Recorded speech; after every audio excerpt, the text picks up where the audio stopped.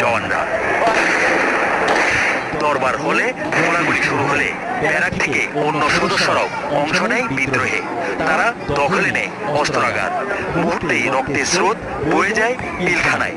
গোলাবারুদ আর গ্রেনেডের বিস্ফোরণে পিলখানা পরিণত হয় ধ্বংসস্তূপে।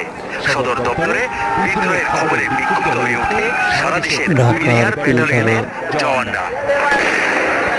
বেলা বাড়ার সাথে সাথে 2009 সালের 25 ফেব্রুয়ারি কেমন ছিল ঢাকার পিলখানা? পিলখানার দিকে যেতে থাকেন সেনা সদস্যরা। অবস্থান নেন ধানমন্ডি ও নীলক্ষেত মোড়ে। জওয়ানদের সাথে আর্টিলারি গান ও সাজোয়া যান বসিয়ে সেনাবাহিনী জওয়ানদের নিরস্ত করার কৌশল নির্ধারণ করতে থাকেন তারা। বিডিআর জওয়ানরা পাল্টা অবস্থান নেয়, পরিস্থিতি ভয়াবহ রূপ নিতে থাকে।